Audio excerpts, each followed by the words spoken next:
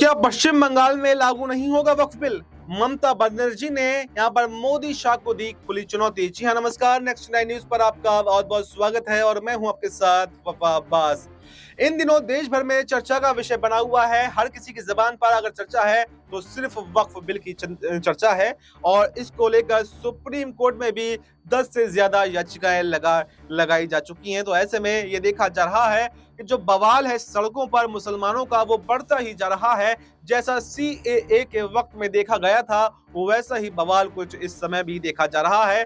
और यहाँ पर बंगाल के मुर्शिदाबाद में इतना उग्र प्रदर्शन हो गया कि पुलिस और यहाँ पर मुस्लिम प्रदर्शनकारियों की झड़प भी हो गई और इसके बाद में खुद ममता बनर्जी मौके पर पहुंची और उन्होंने खुले मंच से ये ऐलान कर दिया कि मुसलमान भाइयों को डरने की जरूरत नहीं है।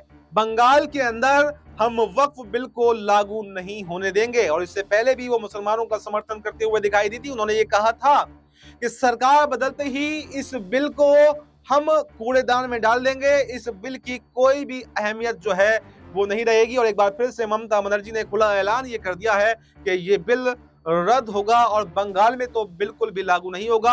हम बंगाल में बीजेपी की मंशा को कामयाब नहीं होने देंगे।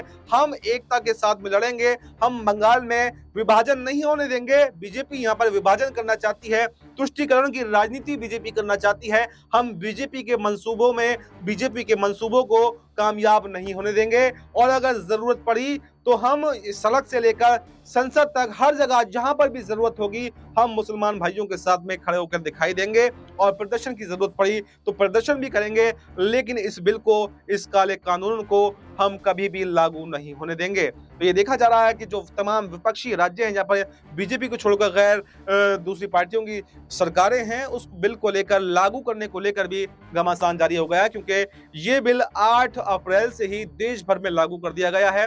लेकिन अब देखना ये काफी दिलचस्प होने वाला है कि राज्यों में विपक्षी राज्यों की जो सरकारें हैं क्या इस बिल को लागू कर पाएंगी या फिर नहीं। इस पूरे मुद्दे पर आपकी क्या राय है, कमेंट बॉक्स में अपनी राय जरूर दें और बाकी देश दुनिया से जुड़ी तमाम बड़ी जानकारी के लिए देखते रहें नेक्स्ट 9 न्यूज।